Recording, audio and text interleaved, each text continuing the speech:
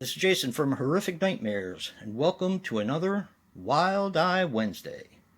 Now, today we're going to be talking about college pranks. But before I get into my review, I wanted to take the time to thank Wild Eye for sending me the screener to review for you guys. They have an awesome company. They are definitely where it's at with independent horror. I'm going to put the links to their YouTube channel and their official website in the description box below. Definitely check them out. College Pranks is a 2018 film which runs approximately 100 minutes and is directed by Brian McCulley. Now, he was responsible for the Initiation, After Masks, and She Walks the Woods. This stars Shannon McKinnon as Jen. She was in Lemon Drop, some TV, and a few shorts.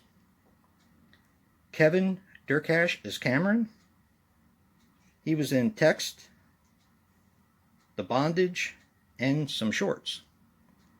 And Nick Ian Holmes as Jeff. He was in The Creep Behind the Camera, Woodshop, and a bunch of shorts. Now, this movie is a little bit different. This movie had a budget of $500,000, which is really high for the stuff that Wild Eye normally puts out. So, in knowing that ahead of time, I think my expectations were maybe a little higher than they should have been for this film. That's not to say I didn't like it, because I did. This is also a slasher movie, but it's a different kind of slasher movie.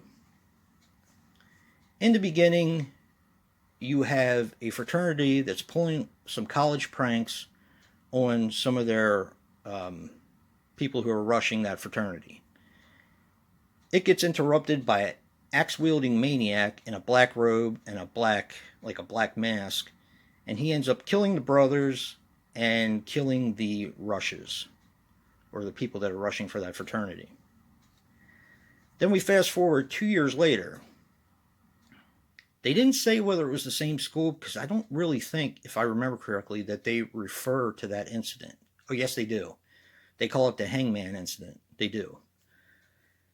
So this one kid is putting together this website. He's kind of a rich guy. He's throwing a party at his father's house, and his father comes home and kicks everybody out. But he is throwing a party and trying to promote his new website, which is College Pranks. What is supposed to happen is you're supposed to pull pranks on your fellow college students, submit them in, and then the top 4 submissions will basically win the contest and have to go to another location in order to compete once more for the big prize. They don't really say what the big prize is, though. So the main girl that we're talking about in this film wins with her prank. She actually walks in with her roommate is in the shower, and, that sort of thing. So she ends up winning one of the places, and she meets the rest of the kids in the woods, where they're outfitted with they're allowed to bring a backpack, and they have to wear these cameras that are strapped to their head. Now, this is not necessarily found footage, although some of the filming is done found footage style, but it's like, to me, it was minuscule, and it didn't really take me out of the film. So they find out that the 4 people who have won this contest, who are competing, they find out it's not just fun and games. There are people that are actually going to die. And I'm going to leave the story there.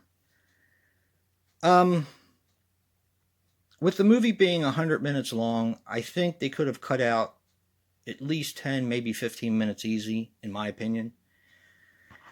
I didn't need to see all of the website stuff with the college pranks. I thought that got a little old after a while.